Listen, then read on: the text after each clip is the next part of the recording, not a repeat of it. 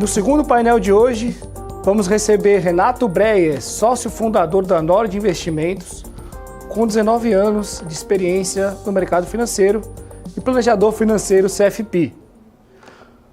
Gostaríamos de chamar também Tito Guzmão, CEO e fundador da UOL Investimentos, para complementar esse grande painel. E além disso, temos aqui o Felipe Parceiro, sócio da Investmart XP, assessor que tem o primeiro lugar no ranking G20 da XP em 2023. Bem-vindo, Renato. Prazer estar aqui com vocês hoje. Bem-vindo, Tito. Obrigado pelo convite. Bem-vindo, Felipe. Obrigado pelo convite. Bom, quero compartilhar com todos que esse encontro do Breyer e do Tito, acredito que nunca tenha acontecido antes, e nós estamos aqui de frente com dois grandes executivos que foram pioneiros no Brasil na introdução do modelo de remuneração fee-based, ou como alguns chamam, carteira administrada. Bom, a ideia do Advisor Talks não é defender um modelo ou outro. Pelo contrário, queremos ouvir diferentes perspectivas e quais são as vantagens ou desvantagens de cada cenário. No painel anterior, conversamos um pouco sobre as questões normativas. Então eu queria aproveitar esse gancho e perguntar aos nossos participantes de que maneira a resolução 179 da CVM, que por sinal entra em vigor em 1º de novembro de 2024, impacta o modelo de atendimento ao cliente. E quais são os principais desafios e oportunidades para os assessores de investimentos. Tito, começando contigo. Boa. Primeiro, deixa eu até dar uma provocada aqui. A 179 é super importante para o mercado e pena que ela atrasou, né? Ela veio só no final do ano, deveria ter vindo no início do ano. Mas a 179 ela traz a transparência que o mercado tanto precisa, né? Dando um passo atrás, como funciona a indústria de investimentos hoje? Você vai em um banco ou em alguma corretora e normalmente a remuneração da pessoa que está do outro lado da mesa é a remuneração atrelada ao produto que ela indica. A grande maioria dos profissionais faz um trabalho incrível, mas a remuneração está escondida aí no produto. A 179 traz transparência e é o que a gente tanto defende aqui, que é quando você investe para atingir os seus objetivos de curto, médio e longo prazo, você deveria contar com uma pessoa do outro lado da mesa que está alinhada com os teus objetivos. É um modelo de remuneração diferente, a gente entra em detalhe nisso daqui a pouco. Mas então a 179 traz luz sobre a falta de transparência do mercado e é fundamental para, de novo, ajudar as pessoas a investir nos melhores produtos atrelados aos seus perfis de risco e aos seus objetivos. Maravilha. Breyer, ainda nessa questão da 179, quais serão os principais desafios? Acho que como o Tito falou, eu estou nesse mercado já há 20 anos, já estive do outro lado do balcão, né? Já trabalhei em corretora boa parte desse tempo. Eu acho que, na verdade, é trazer não só transparência, mas trazer talvez um pouco mais de isonomia nesse mercado, né? Assim, você tendo eventualmente conta em dois lugares, né? Mesmo no serviço comissionado, você poder ligar para um assessor e falar assim, eu quero comprar esse título. Ele vai te passar uma taxa, né, que é aquela taxa, eventualmente, de um título de renda fixa. Se ligar para um outro assessor e ele te passar o outro tipo de taxa, só esse tipo de comparação, acho que isso já eleva muito o tipo de discurso, né? Assim, uma analogia muito simples, né? Você vai comprar um imóvel, né, de largada, você sabe quanto que é a comissão, né, atrelada àquele imóvel, né? Se você fizer uma concorrência, né, na hora de vender o imóvel, você vai eventualmente medir o trabalho da pessoa que está do outro lado do balcão, mediante também aquela taxa e o trabalho que ela entrega. Acho que falta né? Assim, a transparência ela é muito importante, mas assim, principalmente para elevar o nível de discussão. Dar outro exemplo aqui para o pessoal de casa, né? Então, nos Estados Unidos, você vai comprar um bond de uma empresa, né, que é o equivalente aqui a um CDB ou uma debênture de uma empresa. O corretor ele te passa a taxa de mercado e ele te passa a taxa que ele vai te repassar imediatamente, né? Essa é uma discussão quase que ao mesmo tempo, né, que o mercado que é o mais desenvolvido do mundo faz. Eu acho que isso falta no Brasil, né? Se você liga para o seu corredor, o seu agente autônomo, e ele de largada diz qual que é a comissão que está atrelada àquele produto que ele está te vendendo hoje, eu acho que isso vai... Você teria outro tipo de discussão com ele. Agora, quando você não sabe absolutamente se ele está ganhando muito ou pouco, né, eu acho que o nível de discussão e a evolução do investidor na ponta, ele fica ainda, né, à mercê como o Tito falou, tem muita gente que faz um bom trabalho, mas assim, isso até favorece quem não faz um bom trabalho. Né? Então, acho que esse é o ponto aqui que é o desafio. Acho que o desafio, né, quando a Warren existe antes da Nord, né? A gente, inclusive, admira muito a Warren ter levantado essa bandeira lá atrás, né, de transparência, do modelo de fee-base, que não é uma coisa que a gente inventou, né, Tito? Nem foi a Warren que inventou, né? A gente está só replicando as melhores práticas do que é feito nos Estados Unidos. Né? O modelo de comissão já foi 90% nos Estados Unidos, hoje ele é muito menor, né? O modelo de commission, o modelo de fee fixo, ele muito rapidamente, até antes de todas as expectativas, ele começou a representar muito mais do mercado americano como um todo, e eu acho que o Brasil vai caminhar para essa direção. Talvez não na mesma velocidade, talvez não na mesma proporção, mas eu acho que o mercado vai caminhar. O desafio, quando a gente começou, era o cliente entender de que valia a pena ele pagar, né, uma taxa onde ele sabe exatamente quanto que ele está pagando, né, porque, de alguma forma, o investidor no Brasil foi acostumado a achar que não pagava nada. Em algum momento, as principais corretoras chegaram a fazer marketing de que aquilo era uma assessoria gratuita. Né? Então, eu acho que o mercado está evoluindo no caminho correto e eu acho que a gente vai ver uma evolução muito grande ainda. E a gente torce para que a 179 sendo implementada de fato, né, melhore o nível de discussão. E se as pessoas quiserem continuar no modelo de comissão, está tudo certo, né, desde que ela saiba quanto que ela está pagando. Eu acho que, se eu puder fazer um adendo aqui, claro. Eu acho que os dois modelos eles podem sobreviver. Né? Principalmente se você entrega o que você falou, transparência nos dois modelos. Porque pode existir um cliente que é o perfil de... Sim. Inclusive, o cliente tem um perfil mais ativo, de escolher produto, sim, de montar a carteira dele. Bom, ele precisa de transparência também. Uhum. Agora, o outro formato, que é quem delega investimentos, e que é o que a gente defende muito. A gente brinca aqui que a gente é anti-curso de bolsa, porque se você é um designer, você não precisa fazer curso, aprenda a investir na bolsa para montar patrimônio. Você tem que fazer um curso de design. Né? Vai para o Japão, volta para o Brasil como melhor designer e aumenta a tua capacidade de ganhar grana. Sim. E aí, investe bem nos produtos para, enfim, você construir patrimônio. Mas você não tem que tomar conta, pelo ponto de vista de estudar PGBL, VGBL, pré-fixado, pós-fixado, o que é Petro 13, Petro 4 e por aí vai. Você tem que ser o melhor na sua carreira e delegar para um terceiro. E aí quando você delega para um terceiro e o outro lado da mesa está alinhado contigo, aí você fechou o ciclo perfeito, que é, eu não preciso cuidar disso, eu delego para um terceiro, mas ele está de fato alinhado comigo. Agora o problema é quando você delega 100% e o cara não está alinhado contigo. Né? Claro. Tem um modelo de remuneração que eventualmente privilegia mais a instituição, o bancão, a corretora, do que o cliente. É até legal que assim, o RIA, né, que é o consultor, o RIA ele é um pouco mais sofisticado do que o próprio consultor CVM no Brasil, ou até mesmo que o gestor. Ele pode ter várias formas de trabalhar, ele pode ser fee-based, ou ele pode também ser commission, desde que as coisas sejam 100% transparentes. Então, eu também acho que o mercado vai caminhar nesse sentido. Né?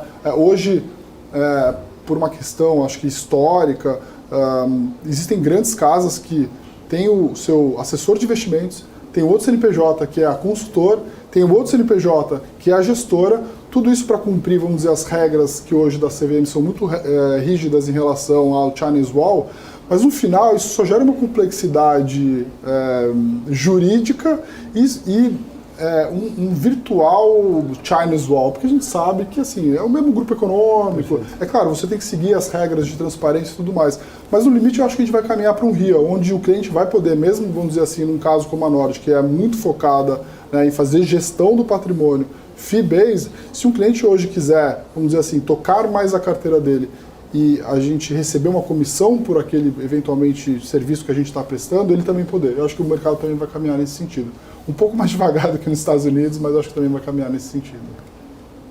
Bom, então, Felipe, você que é sócio da InvestSmart, uma assessoria muito bem sucedida, como vocês estão discutindo internamente os modelos de remuneração do assessor? Bom, primeiramente, aí, boa tarde. Como algumas pessoas conhecem, né, nós temos aí uma equipe grande aí de assessores de investimentos e dentro da nossa empresa, dentro do nosso grupo econômico, né, nós temos também uma gestora de carteiras, né, uma gestora de fundos que hoje aí está, a gente começou há pouco tempo, mas já tem aí em torno de R$1 bilhão sob gestão da nossa gestora, e nós temos também uma consultoria, um serviço de consultoria para investidores que não querem ter uma gestão discricionária ativa da que a gestora normalmente faz e querem também ter serviços de planejamento financeiro ou ter ali um controle sobre os investimentos que a pessoa vai ter em diversas instituições. Então nós temos essas duas outras empresas dentro do grupo, com times especializados para cada um das atividades, né? Então o assessor ele pode levar um cliente para gestão, ele pode levar um cliente para consultoria, e lá ele vai ter uma equipe de consultores e pessoas com sistemas e infraestrutura apropriada para lidar dentro desse universo. Nós estamos também começando agora a atuar também na parte internacional, tá? Em breve aí provavelmente teremos uma RIA também, para cuidar dos investimentos que os clientes tenham aí fora do Brasil, então Estados Unidos, Europa, etc. Então eu penso assim, né? Eu acho que essa discussão do FII fixo ela é muito útil, né? Eu acho que essa transparência ela é muito bem-vinda, tá? Eu pessoalmente, antes de ser assessor de investimentos, eu trabalhei em family office, eu já trabalhei em asset, que fazia gestão de carteiras, fundo de fundos, né? Então eu tenho uma experiência pregressa aí a minha carreira de assessor, que é desse mundo aí de um investidor um pouco mais institucionalizado, que era os que usavam essas estruturas no passado, tá? Então as gestoras de carteiras. Eu vim desse lado e caminhei para a assessoria, fiz o caminho inverso que muita gente faz aí no mercado. E estou hoje na assessoria, atendo clientes no modelo de assessoria. Qual que é o grande dilema aí, eu acho que sobre esse tema das comissões? Eu acho importante, primeiro, dar a transparência. Eu acho que isso daí é fundamental. É muito positivo que isso venha aí para o mercado, tá? Agora, para quem que é assessor, imagino que tem muito assessor aqui assistindo essa apresentação, né? Ou consultores, ou enfim. Eu gostaria de falar um pouco de aspectos mais práticos de como que o mercado brasileiro precisa evoluir para que a gente consiga ser como é os Estados Unidos, que predomina esse modelo do FII fixo. No Brasil hoje é fácil de falar FII fixo. Eu sou a favor do FII fixo. A maior parte da minha carreira trabalhei dentro desse modelo. E hoje, inclusive, como assessor, eu atendo os clientes no modelo do FII fixo. Eu acredito que é o melhor modelo. Só que eu entendo que há desafios para os profissionais da área de mercado financeiro conseguirem, digamos assim, trabalhar e atender todos os clientes dessa maneira, ou a maioria dos clientes dessa maneira. Hoje é um pouco mais fácil para se conversar de FII fixo, só que a gente tem que aproveitar essa oportunidade que a gente está tendo para a gente popularizar esse modelo, tornar esse modelo mais conhecido, né? Mas quando você tem um juros baixo, tá? Eu estou no mercado financeiro desde 2011, trabalhando com investimentos desde 2012. De lá para cá a gente já viu o juro subindo, juro caindo, inflação subindo, inflação caindo. A gente já viu muitos ciclos de mercado, né? E quando a gente tem um juro mais baixo, quando você tem um juro, uma inflação mais alta, né? Às vezes é difícil você conseguir trabalhar bem o modelo do FII fixo, né? Quando você tem um CDI de 2 e uma inflação de 4, como foi o que aconteceu em 2021, ali no meio do 2021, é uma conversa complicada, né? Você cobrar ali 0,8, 0,7 da carteira do cliente. Você está gerando um alfa para esse cliente? Mas nos Estados Unidos os juros é zero e eles têm esse modelo de negócio. Como é que funciona? Bom, primeira coisa, nos Estados Unidos, né, a cadeia toda, né, que você tem entre o cliente e o produto que ele investe, né, os renda fixas e fundos, etc., é uma cadeira mais curta do que no Brasil.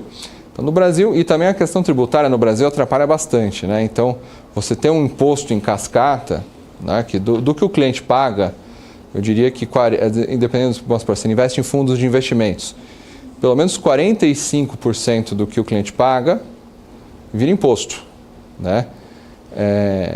Até mais, na verdade, né? Da parte que o cliente paga que vai para a assessoria, até mais vira imposto, né? Porque a gente tem um modelo de tributação em cascata, né, no setor financeiro que isso daí já atrapalha bastante um modelo FII fixo, né, porque o cliente vai continuar, vamos supor que ele tem um fundo de investimento, ele vai continuar pagando taxa de administração do fundo, mas pode pagar menos, mas ele pode ficar com rebate. Perfeito, só que o rebate ele vai ter a seguinte dinâmica: a gestora cobrou X, ela paga 20% de imposto lá, porque geralmente é lucro presumido. Então 100 virou 80. Desses 80, vamos supor que ela tem um acordo de rebate de metade, então ela vai devolver 40 para o distribuidor em questão, seja ele corretora, seja ele outra instituição que faça distribuição, banco. aí já tem 5% de imposto ali sobre o faturamento, né? ISS, por exemplo, né? Então esses 40 você já tira ali R$2, ali você já vira 38, né? Esses 38 vão passar para a empresa que realmente faz a distribuição, que é quem vai te dar assessoria de fato, né? Então esses 38 vão ter mais 20% de imposto em cima, né? Então você tira aí, grosso modo falando, R$8, 7,80, vai, então virou R$30, tá? Aí esses R$30 que são elegíveis a ser um cashback para o investidor, né? Esses R$30, isso eu estou contabilizando que o banco ou corretora devolvam 100% do que eles ganharam para a distribuição. Não é o que normalmente acontece, eles têm uma parte da receita que vai ficar para custear a parte tecnológica, né? A plataforma em si, né? Então esses R$30 na verdade viram 25, e isso daí é o que vai ser o cashback que você vai dar para o cliente, né? Então, quer dizer, o cliente ele pagou 100, ele recebeu, melhor dos casos, 25, certo? Então, ele continua pagando ali R$75 sobre aquele volume X investido, certo? E vai ter que pagar, vamos dizer assim, mais o FII fixo, né? E aí depende de como for feita essa conta aí, tá? Então, se for um fundo de 2% ao ano, né, o FII fixo vai ser, vamos supor que seja de meio, então é 25% do custo total. Então, a pessoa vai receber 25 de cashback, vai pagar 25 de FII fixo, está ali quase que no 0 a 0. Agora, se for um fundo de 1% ao ano, um fundo de 0,5% ao ano, um fundo de 0,6% ao ano, o custo ele aumenta para o cliente, né? No final do dia ele vai pagar mais, né? Ele vai receber de 100, ele vai receber 25, só que vamos dizer que o custo total será 1% ao ano do fundo. Então ele vai ter que pagar, se ele pagar 0,5% para quem o assessora, ele vai ter que pagar metade do que ele pagou para o fundo, ele vai ter que pagar 50. Então ele vai receber lá o cashback dele e vai ter que colocar mais R$25 para chegar. Isso tudo funciona muito bem quando o juros está alto, quando você consegue ali girar um certo alfa, né? Girar um excedente de retorno sem você tomar muito risco, né? Então você consegue fazer isso e o cliente consegue valorizar esse trabalho, tá? Quando você tem um juro muito baixo, eu acho que aí entra a dificuldade, né? Principalmente se você pegar um cliente conservador, um cliente que não vai querer tomar muito risco, né? Você vai ter uma certa dificuldade porque você está aumentando ali o custo transacional para ele, então a capacidade que ele tem de ter um retorno positivo vai ficar mais difícil. Então os assessores, eles sim, eu acho que temos que aproveitar essa janela de mercado para a gente implementar o FII fixo. É um modelo que é mais benéfico para o assessor de investimentos também, tá? Para o profissional de mercado financeiro, ele é um modelo melhor. Por que é um modelo melhor? Porque apesar da pessoa, em média, ali, receber mais ou menos a mesma coisa do que recebe no modelo de comissão, ela recebe de uma maneira mais recorrente, né? Então ele sabe que ele não precisa de uma campanha, ele não precisa de vender um produto para ter ali mais ou menos receita. Ele já tem ali uma previsibilidade do que ele vai ter. Então é um modelo que também beneficia muito o profissional de mercado financeiro, certo? Mas do ponto de vista do cliente, vai ter perfis de clientes que vão aceitar isso e vai ter outros perfis de clientes, né? Perfis que, por exemplo, empresas, investidores que fazem hedge agrícola. A gente tem muito no Brasil isso, na nossa empresa a gente atende também muito cliente que é produtor rural, precisa fazer proteção de colheita e tudo mais. Tem clientes que são mais traders, né? Que operam de uma maneira mais ativa. Esses clientes não faz sentido, né? Você não está gerando alfa para ele, né? Então é difícil você cobrar uma cobrança sobre todo o patrimônio dele, né? O seu serviço, o seu valor para esse tipo de cliente, né? Para a empresa, para o trader, para o produtor rural, para a pessoa que opera muito importação e exportação, né? A pessoa que faz Comex, o valor que você está agregando para ele é você tornar as transações dele melhores, você fazer uma execução melhor, você dar agilidade e segurança para o operacional dele, né? Então, neste contexto, a remuneração transacional, eu acredito que vai continuar sendo a predominante para esse perfil de cliente. Para o cliente que delega a gestão da carteira, penso eu que o caminho do FII fixo é o melhor, tanto para o cliente quanto para o profissional. Só que a gente vai ter um desafio aí, a gente vai descobrir esse desafio quando os juros caírem, quando a gente tiver um juro real menor do que o que é hoje, né? Hoje o juro real é 7% ao ano. Se eu colocar ali 0,5% de FII fixo e se isso eventualmente aumentar um pouco o custo para o cliente, né, a gente conseguindo ali, fazendo uma ótima alocação, a gente consegue compensar ali, gerar um alfa e mais do que compensar o custo, né? Agora, eu antes de ser assessor lá em 2015, 2016, eu trabalhava em estruturas de family office, né, em gestão, em consultoria, e realmente a gente pegou ali um cenário muito parecido com o atual, né, juros altos lá em 2015, clientes que estavam machucados, que estavam às vezes em banco, às vezes em serviços que não eram satisfatórios, e eles migravam para a nossa consultoria, para o nosso modelo de negócio, justamente para a gente poder investir melhor sem o conflito de interesse. Até aí tudo bem. Quando começou a reduzir juros, quando começou a ter uma redução aí, principalmente do juro real, né, da inflação, CDI menos inflação, e que você tem mais dificuldade para achar coisas baratas para comprar, aí você tem né, aí esses modelos de estrutura de empresas, eles acabam crescendo menos, né, do que as corretoras e os modelos mais transacionais. Então, eu acho que assim, a gente tem que adaptar sim o modelo do ponto de vista do cliente, só que nós temos que pensar também em toda outra estrutura de custo, a parte tributária, né, se a gente consegue fazer algum tipo de compensação, porque o mercado americano ele é uma coisa, o mercado americano não tem lucro presumido, o mercado americano não tem 60% de tributação em cima do setor financeiro.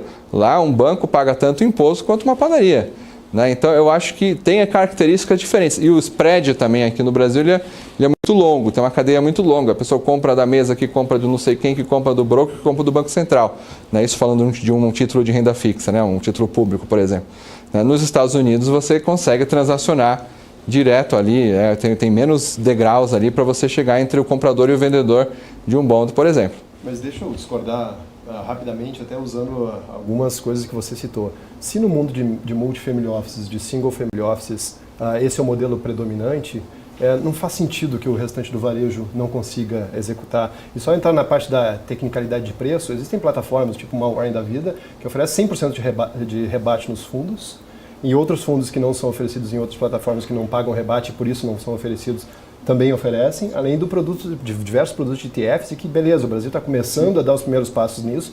Nos Estados Unidos os ETFs são mais alocados, inclusive, do que fundos, né? A indústria passou esse ano. Então tem um universo gigante de produtos a serem explorados. Agora, só deixa eu fugir um pouquinho do preço, né? Porque esse argumento, mas o preço conectado à performance, a taxa de juros cai, não sei das quantas. Primeiro, o Bré falou muito bem, a Warren não inventou o modelo de FII fixo e nem inventou o modelo de objetivos, né? Que é você investir nos objetivos conectados, seja curto prazo, longo prazo, por aí vai. Isso veio dos family offices. O que a gente simplesmente pegou foi, esse é o modelo dos super ricos, vamos democratizar, vamos entregar para todo mundo. E aí, quando eu falo super ricos, os donos de todas as corretoras e donos de todos os bancos, eles não investem no modelo das corretoras e dos bancos deles. Eles investem no modelo FII fixo. E aí você tira a discussão sobre alfa, entregar alfa e o preço precisa ser mais barato, porque senão, não sei das quantas, você não vai bater o alfa. Você entra para serviço. E aí eu acho que é um discurso aqui que a gente faz bastante, que é o assessor de investimentos do futuro não é o cara construtor de carteira, simplesmente isso. Eu vou bater 120 do CDI e você estava com 105 do CDI. Não, é o cara de planejamento. Esse é o dinheiro de curto prazo, esse é o dinheiro de longo prazo, esse é o dinheiro da faculdade das crianças, esse é o seguro que você precisa fazer para resguardar a tua família porque você não construiu patrimônio, por aí vai. Aí você sai dessa discussão de taxa, 120, 130, 110 do CDI, e sim para um planejamento de longo prazo. E no planejamento de longo prazo vai ter a carteira administrada lá, que ela precisa ter renda variável e que eventualmente você vai entregar alfa em 20 anos. E que aí vai da nossa missão também educar o investidor, né? Que é o cara super curto prazista, eventualmente, e que a gente precisa dizer, cara, calma aí, eu sei que não é fácil, tá? A turma se diz arrojada na segunda-feira, a bolsa cai um pouquinho na terça e já quer resgatar na quarta-feira. Porque tem o upside da bolsa e a segurança do CDI ao mesmo tempo. Né? Então vai da nossa missão ali mostrar, cara, não é só taxa, é o longo prazo de serviço. Se você for ver a própria evolução do RIA, a gente nos últimos 20 anos teve a taxa de juros nos Estados Unidos a mais baixa. Zero, e eles cobram 1,5%. Eles cobram 1,5%, né? Assim, se for pensar que você teria mais margem para cobrar no Brasil quando você tem uma taxa de juros alta. O CDI médio dos últimos 10, 20 anos, apesar de a gente ter tido esse efeito pandemia onde ele bateu 2, o médio deve ser algo em torno de 10, 10,5%. O juro real, eu não consigo imaginar. Por mais que eu torça, né, a gente chegou a flertar com o juro de 8, 9. Eu acho que o juro no Brasil vai ser, no melhor dos cenários, vai ser 9. No pior dos cenários, vai ser acima de 10, 2 dígitos. eu não consigo imaginar um Brasil onde a gente vai ter um problema de... Na verdade, eu acho que a gente vai ter um problema positivo. Eu acho assim, se o juro no Brasil estiver muito, muito baixo, algo em torno de 8%, 7%, a gente vai entrar no problema que os Estados Unidos mesmo teve, que é assim, a carteira inevitavelmente do investidor vai ter que ser mais sofisticada. Isso vai te dar a possibilidade de cobrar mais do que a gente já cobra, né? Porque ele vai ter que ter mais trabalho do que só alocar, por exemplo, num CDB que paga só imposto fixado, só num pré-fixado curto. Na verdade, eu acho que você vai ter uma discussão até de poder cobrar mais, porque, né, por que lá fora eles cobram 1,25%? Porque na média a carteira do americano tem 50% em bolsa ou em outros ativos que não renda fixa, né? Então, lá eles conseguem cobrar mais, né? Porque, primeiro, você tem um juro muito baixo, né? E isso exige uma necessidade de todas essas coisas que o Tito falou, um planejamento financeiro mais de longo prazo e um serviço mais voltado para, né, as alocações em ativos que vão gerar rentabilidade mais voltada para o médio e longo prazo. Né? Então, eu acho que a gente pode, tendo juro mais baixo, a gente pode, na verdade...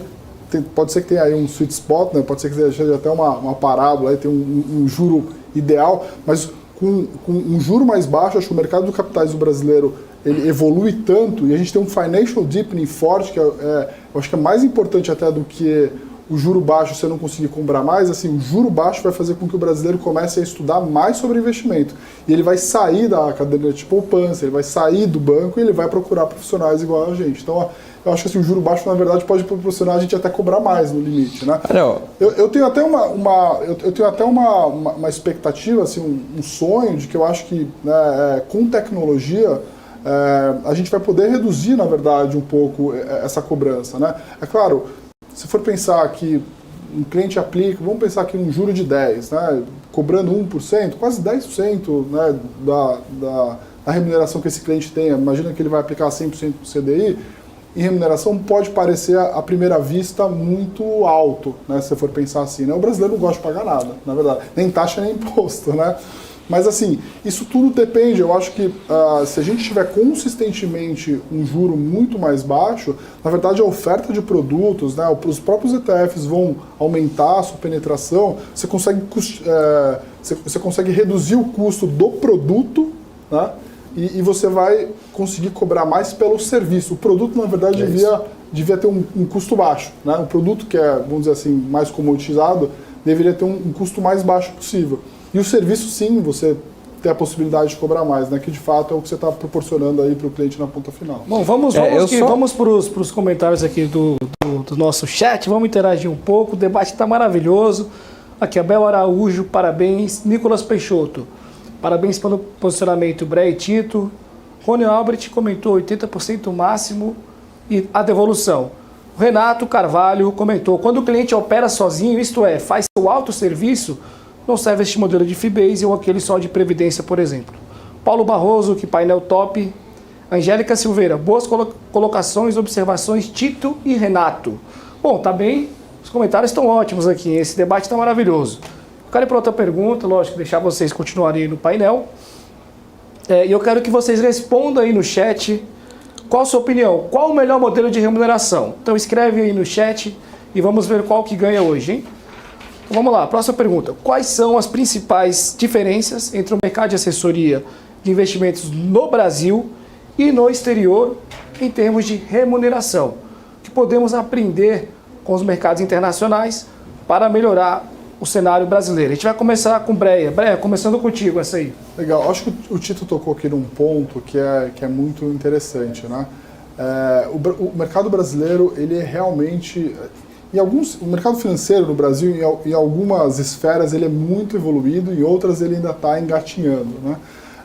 Existem family offices que cuidam do dinheiro dos clientes há 150 anos, né? Você vai na Suíça, por exemplo, eu conheci outro dia a quarta geração. O problema dos Estados Unidos hoje é como que os bankers, né, que têm 70, 80 anos, vão passar as carteiras de investimento para a próxima geração. Essa é a maior dor, né? Olha o tipo de coisa que um mercado muito evoluído eles estão tendo que lidar, né? O nosso, a gente ainda está tentando convencer as pessoas de que existem modelos diferentes e que eles podem servir para cada um.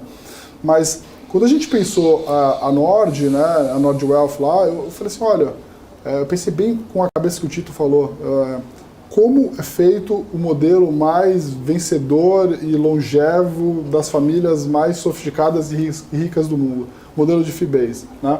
O modelo onde o cliente sabe exatamente quanto que ele paga.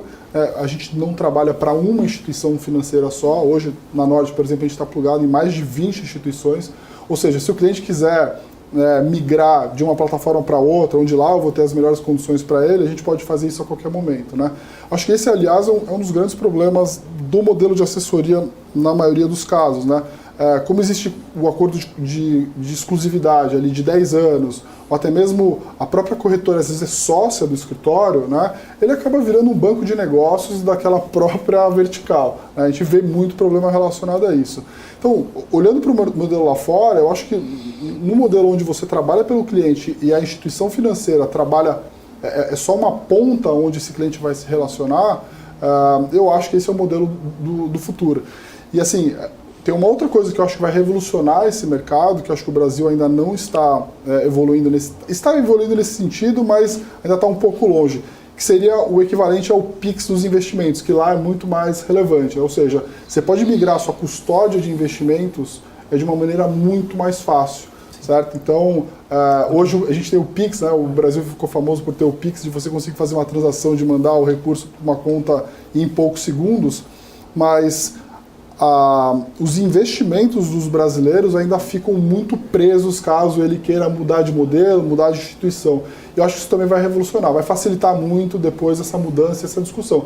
Porque no final do dia eu acho que o que tem que vencer é o trabalho, é o serviço e não você estar preso àquela instituição. Então eu vejo essas questões que estão acontecendo lá fora vão acontecer no Brasil em algum momento e a gente está olhando isso com bastante carinho, porque eu acho que isso vai revolucionar o mercado aqui nos próximos 2, 3, 4 anos. Né? Tito, como que você vê esse cenário, Brasil e exterior, no que diz respeito a esses modelos de remuneração? Eu acredito profundamente, concordo com o Breia, é a era do serviço, não é a era mais do simplesmente receber uma ordem, executar uma transação ou eventualmente oferecer um produto ou outro.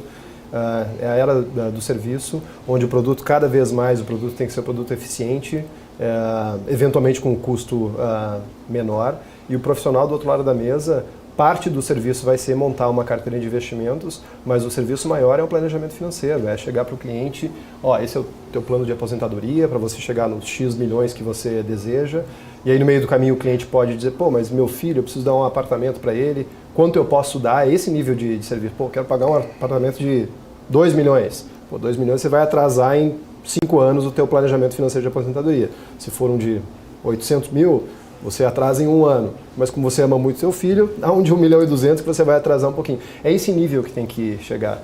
E aí, para chegar nesse nível, a gente acredita muito em tecnologia, né? Para que cada vez mais...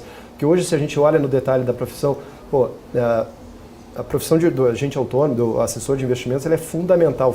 Foi e continua sendo fundamental e vai ser sempre fundamental para ajudar as pessoas a investirem nos melhores produtos, né? Essa legião gigantesca, são 24 mil agentes, assessores de investimento no Brasil, ela é fundamental para ajudar as pessoas. Mas ainda muitos deles, eles fazem um pouco de tudo, né? É o cara que cruza, cabeceia, faz o gol, visita o cliente, constrói a carteira do cliente, volta para o escritório, tem que operacionalizar a carteira do cliente, um tempo depois a Petro que está lá na carteira pagou dividendos, e aí, onde é que eu aloco isso? O CDB que tinha oferecido venceu, tem que escolher outro CDB. O que a gente acredita muito isso tem que ser delegado para a tecnologia, principalmente, né? Porque o cara na ponta ele tem que estar construindo o planejamento financeiro, tem que estar trazendo novos clientes, encantando o cliente da casa. E o encantar o cliente da casa toda essa outra parte que era muito mais mecânica, ela tem que ser automatizada para dar mais tempo para esse cara ajudar o cliente a tomar decisões de vida, como o tal do apartamento do filho, ou planejar a reserva de emergência, o longo prazo. Então eu acredito profundamente que é a era do serviço, e para essa era do serviço acontecer, ela precisa ser alinhada com o cliente, né, transparência e alinhamento, e ela precisa ter muita tecnologia. Então é nisso que a gente vem investindo bastante. Muito bem, Tito. Felipe, qual que é a sua visão comparando os modelos de remuneração, pensando em Brasil e outros países? Olha, eu penso o seguinte, as assessorias no Brasil, né, uma boa parte delas já estão realmente caminhando para o modelo do FII fixo, como acontece no exterior, né? Como eu comentei, a gente está aproveitando essa discussão que a própria CVM nos colocou. Estou trazendo aí esse momento de mercado que favorece também a fazer essa transação, né? Essa transição. Mas eu penso que a diferença entre o Brasil e os Estados Unidos e Suíça, lá, que são dois mercados que eu já tenho uma certa proximidade, já trabalhei com eles, eu acredito que a diferença maior está na questão da qualificação profissional das pessoas que estão atuando na linha de frente, né? O Brasil precisa evoluir um pouco mais em termos de especialização das pessoas, né? Então, poxa, se a pessoa vai montar uma carteira, né, busca ter uma certificação ali próxima ao que um gestor tem, né? Um CGA, um CFA, né? A pessoa vai focar mais no planejamento, busca ter um CFP, né? Busca ir para esse tipo de direcionamento, né? Eu acho que o modelo de remuneração, de fato, a gente está realmente amadurecendo e eu acredito que, ao contrário do Breu, acredito que a gente vai evoluir até que bastante rápido no sentido de ser majoritariamente FII fixo. Eu acho que é uma vontade também das assessorias irem nessa linha, né? Uhum. Mas é só esse eu acho que assim, do lado do governo, do resto das instituições, né? Eu acho que também precisa ter uma mudança para ficar próximo ao que é na Suíça, ao que é nos Estados Unidos, né? Por conta disso que eu falei, né? Ou seja, a parte do valor que o cliente paga no produto, a parte que vai para uma assessoria, para um distribuidor, para um family office, isso eu já fui sócio de gestora, já fui sócio de assessoria. Então, eu já trabalhei nas áreas mais de back-office, middle, na área de BI, assim, olhando bem esses números de faturamento e contratos, né?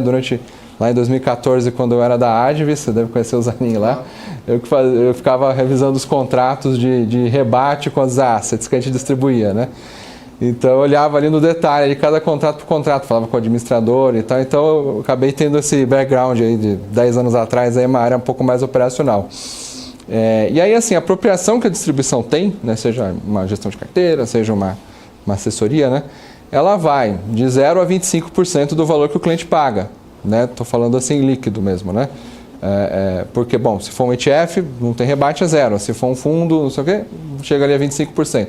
Se for um título público, se for uma debenture, né, uma previdência mais parecido com fundo, mas ele vai ter uma debenture, um título público, corretagem de ação, isso tudo também vai estar aí nessa faixa aí, corretagem talvez um pouco mais, a 30%, alguma coisa nesse sentido, tá? Mas renda fixa também tem a mesa ali no meio. Então, assim, por que se você falar assim que você vai colocar 1,25%, 1,5% de FII fixo no Brasil, isso vai dar super certo nas condições atuais? Porque, poxa, você vai devolver 25% do que o cliente já paga, então, ao invés de ele pagar X, ele vai pagar 75% de X, e você vai agregar um custo, né? Que aí, assim, no final do dia, assim, para um cliente que investe, vamos dizer assim, eu diria que 80% dos investidores do Brasil, 70% dos investidores do Brasil, eles investem predominantemente em renda fixa pré-fixada. Eles investem predominantemente em CDI. E aí a gente tem essa dificuldade, sim. A gente vai enfrentar essa dificuldade, que não é primeiro, a alocação que existe no Brasil não é a mesma que tem nos Estados Unidos ou na Europa, na Suíça. E também a estrutura de custos e tributária também acho que difere um pouco. Então, penso eu que o quê? Eu acho que o caminho vai ser a gente buscar, às vezes, ferramentas com custo total menor. Né? Você falou do ETF, ele pode ter um custo total menor. Né? Aí você deixa de ter acesso, por exemplo, a alguns fundos de gestão ativa, vai ter que ter um ETF de gestão ativa, não é tão comum hoje em dia no Brasil. A gente tem que ter uma mudança no perfil das carteiras de investimentos. E também eu acredito que precisa ter mudanças regulatórias e tributárias no setor também. Maravilha. Bom, até o momento o FII fixo ganha nos comentários, tá? O FIBase de FII fixo ganha. O fato é que a margem do ROA, Return on Asset, dos escritórios caiu muito nos últimos anos, né? Você perdeu a margem de RLP, que muitos escritórios operavam com bolsa de valores, depois foram caindo o repasse das taxas. E hoje eu acredito que o modelo tem realmente evoluído, a gente vê pelos comentários, o FIBase tem sido aí uma mudança, a gente espera que seja para melhor. Vamos a algumas interações aqui. Bom, aqui o Renato falou, acredito no FII fixo e tenho colocado alguns clientes neste modelo. Maravilha. Mas agradece a explicação do colega da Invest Smart. Michael Torres, o melhor modelo é aquele que atende de forma mais adequada às necessidades do cliente, e não do advisor ou instituição financeira. Tem cliente para ambos os modelos. Aqui o Giorgio Souza fala, a solução para a taxa cobrada é o serviço. O assessor deve estar presente, acompanhar o planejamento dos investimentos, seguir uma metodologia de atendimento. Maravilha, obrigado pela participação dos comentários de todos. A gente vai indo para o final desse painel, vou deixar aqui uma palavra final para o Breia, Tito e Felipe, sobre o trabalho de vocês, sobre esse modelo de remuneração novo, com essa mudança no 179 vai facilitar, ao que parece. Então deixa o tempo com vocês aí, mestre. Legal. Primeiro, obrigado pelo convite. É muito legal falar sobre esse assunto que a gente é tão entusiasmado. A Nord existe há 6 anos, mas a gente está nesse modelo de consultoria já há 4 anos. A gente fez, aliás, ontem aniversário. Parabéns. Obrigado. Eu acredito muito nesse modelo, mas eu também concordo que existe modelo para perfis de clientes diferentes, né? Eu não acho que um modelo vai matar o outro, eu só acho que na maioria das pessoas, assim como o Tito falou, a maioria das pessoas precisa de planejamento financeiro, né? Precisa de um planejamento que vai fazer ela chegar do ponto A até o ponto B no volume de recursos que ela precisa para atingir a sua aposentadoria. E a maior parte das pessoas deveriam se dedicar, né, à sua profissão, né? Aumentar a sua capacidade de renda, de poupança e contar com um profissional que vai ajudar ela a fazer ela chegar lá na frente, né? Mas, de fato, assim, a gente às vezes acaba passando uma impressão de que a gente não gosta do modelo de comissão ou de quem faz isso, eventualmente não faz um trabalho. Na verdade, eu acho que essa transparência da nova resolução, ela, na verdade, vai favorecer aqueles assessores até que fazem um bom trabalho, né? O cliente recebendo ali um extrato de 3 meses, 6 meses, de quanto que ele deixou, né, de comissão num assessor que faz um mau trabalho, isso vai expor muito quem faz um mau trabalho.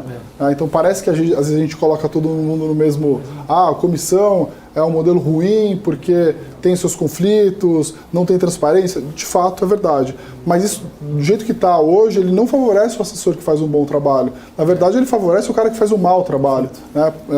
A gente tem casos lá, assim, hoje a gente tem lá mais de 1.500 famílias que a gente atende.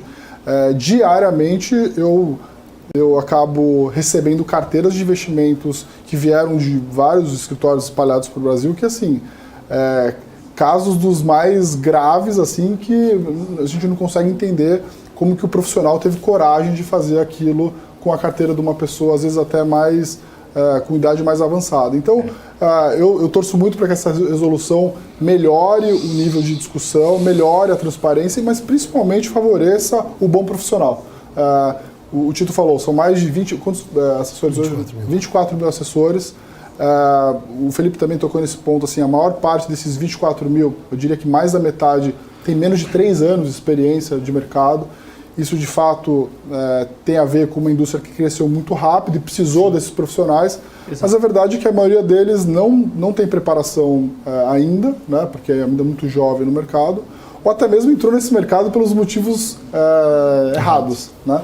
Então, assim, parece que essa resolução vem para prejudicar o mundo de assessoria. Na verdade, eu acho que para quem faz um bom trabalho de assessoria hoje, vai favorecer, né? Vai depurar muita gente. O que vai, de fato, mostrar aquelas pessoas que não fazem um bom trabalho, com comissões altíssimas, travando carteiras de clientes, né? Quais pagando 5% de comissão, um incentivo até... Eu vejo até, vou deixar aqui o pessoal falar, mas assim, o próprio momento ruim que a indústria de fundos está passando, né, tem a ver com essa questão. Com os incentivos mais voltados para comissões de curto prazo, onde o cara fecha uma renda fixa muito longa e recebe na cabeça, é melhor para ele receber algo na cabeça hoje, né? E tem tirado todo esse recurso de uma indústria de fundos que vai ter sempre seu espaço dentro da carteira de investimentos do investidor. Então, enfim, esse é meus comentários finais aqui. Queria agradecer de novo vocês pelo convite. Eu concordo 200%. Também obrigado pelo convite. Mas o modelo FII fixo, ele não é, o Felipe comentou também sobre receita recorrente, ele não é só melhor para o assessor, né, na minha opinião. E, de novo, os dois modelos, eles têm que coexistir, principalmente para o cliente autosservido. Aí, nesse caso, não faz sentido ele pagar uma taxa de gestão, afinal das contas, ele está fazendo gestão do patrimônio dele, então faz muito mais sentido ele pagar na transação. conhecendo, tendo transparência, etc. Mas o modelo FII fixo ele é sensacional para o profissional, é um business de receita recorrente, é um business de deitar a cabeça no travesseiro e dormir tranquilo, que está fazendo o melhor, mas ele é melhor para a indústria como um todo também. Porque, hoje, eventualmente, o fundo que está sendo distribuído é um fundo que 2,20 que paga 50% de rebate. E, eventualmente, na prateleira não está o fundo de gestão ativa, que tem vários fundos bons que não pagam rebate, eles não estão na prateleira justamente porque não pagam rebate. Por quê? Porque a indústria acaba ficando refém de grandes players e que só vão distribuir se o teu rebate for grande na plataforma. Então, é bom também para a indústria como um todo, porque eventualmente tem a asset que tem bons produtos e ela só vai ser distribuída na prateleira se ela começar devolvendo 50%, pagando 50%. E eventualmente, se virou bem sucedida na plataforma, o que seria uma notícia positiva, o rebate em algum momento vai aumentar, porque a turma que tem o poder da distribuição vai dizer, não, lembra aquele rebate de 50%? Agora é 60%. Não, mas como assim? Veja bem, é isso ou você está desplugado da plataforma. Então, e nisso também para os bancos médios, né? O banco médio, que eventualmente 70%, eventualmente 80% do funding de um banco médio é distribuído em plataforma, esse cara tem que deixar muito spread na mesa, senão ele não vai ser distribuído. E aí quando você entra numa indústria onde, não, só um pouquinho, eu não quero a remuneração, eu não quero o rebate, eu simplesmente quero bons produtos, para que a gente entregue o melhor asset allocation para os clientes, quero zero rebate, ou eu vou devolver 100% do rebate. Uma indústria que cresce bastante nos Estados Unidos, dos fundos ativos, é o que a gente chama aqui de clean fee, que é zero rebate. Eu vou acessar esse fundo de gestão ativa, são gestores que têm uma estratégia quântica XYZ e pagam zero rebate, mas a missão deles é entregar mais alfa. E aí o RIA lá vai alocar, porque tem um cliente, perfil mais arrojado e por aí vai alocar, porque tem um cliente de perfil mais arrojado e não porque paga rebate. Então, é melhor para a indústria como um todo. A grande maioria dos profissionais, como o Bré falou, faz um trabalho fantástico. E a nossa analogia, pode ser um pouco idiota aqui, mas a gente brinca que o cara que faz um trabalho fantástico, quer fazer o certo, quer construir carteiras para os diversos objetivos dos clientes de forma alinhada, mas usa o veículo commission para isso, ele é um piloto de Ferrari dirigindo uma Brasília. Ele deveria dirigir o carro certo, que é partir para o modelo de fee-based, de alinhamento. Então, obviamente sou conflitado aqui, mas a gente tem a oportunidade de viver dentro do filme De Volta para o Futuro, que é ver o que aconteceu nos outros lugares, né, e replicar aqui. A indústria nos Estados Unidos mudou. 80% da distribuição hoje é em cima do RIA, que é o cara alinhado com o cliente. Na Europa mudou. O regulador até foi mais radical do que a CVM. O regulador da Inglaterra, em 2012, ele deu uma canetada e disse, acabou o modelo commission, é 100% fee-based, na Oceania mesmo. Então, a dúvida muito mais aqui, como você falou, Felipe, é uma questão de tempo e não se vai acontecer. Então, vai a minha provocação aí para você que está dirigindo o carro errado. Tem um carro certo a dirigir, que é um carro melhor também para você, melhor para o cliente e melhor para a indústria. Eu acredito nisso, né? Você comentou dos fundos. Existe lá nos Estados Unidos e na Europa a classe institucional e a classe retail, né? Exato. Que aí é justamente onde o RIA, o alocador, o family office, ele vai usar a classe institucional, né? Não vai ter rebate, não vai ter devolução para o cliente, mas o que o cliente paga no final do dia acaba sendo menos, né? Então você também tira a fricção tributária dessa conta toda, né? E realmente, eu acredito que o modelo, né, de recorrente, ele vai realmente premiar o assessor que tem um pensamento de carreira de longo prazo, né? Tem o pensamento de você construir um relacionamento de longo prazo com o cliente, né? Porque ele é mais benéfico, né? O pessoal fala assim, poxa, mas o COI ele é benéfico para o assessor. O COI é péssimo para o assessor, né? Porque vamos supor, se ele tem um custo de 5, ele chega na assessoria por 2,5. Para começo de conversa, antes de pagar imposto, tá? Então vai chegar na mão do assessor um negócio que leva 7 anos para vencer e que pagou ali 1,5, tirando o imposto na mão do assessor. Isso daí você divide por 7 anos, né? Vai te dar uma conta de 0,1, 0,2% ao ano. Então você imagina a situação, né? Você tem que atender um cliente por 7, 8 anos, né? Parece aquela palavra bíblica lá Jacó lá, que casou com as filhas do personagem lá, tinha que trabalhar 7 anos de graça para poder casar, né? Então, a pessoa vai receber na primeira vez ali 1% lá, o cara botou 100 mil, você ganhou R$1.000 no final do mês, mas você vai trabalhar 7 anos para esse cara por R$1.000, entendeu?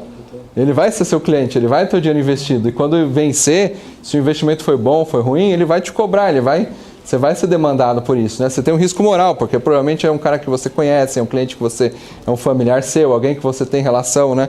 Então, se você dá uma recomendação errada, né? E eu acredito que COI é muito problemático, é difícil você achar um COI que realmente case ali direitinho com o objetivo do cliente, né? E aí a gente pode fazer um painel só para falar mal de COI. Mas se você fizer algo errado, você tem o seu risco moral. É a sua imagem que está lá, não é a da corretora, né? E você vai levar isso por entre 5 e 7 anos, vai, que é o que eu vejo os COIs geralmente acontecendo. Para ganhar 0,1, 0,2, entendeu? Você divide, sabe, botou 100 mil, divide esses 1.000 por 5 anos, são R$200 por ano, vai, né, que seja. Então, assim, isso aí menos de 0,2% ao ano, né?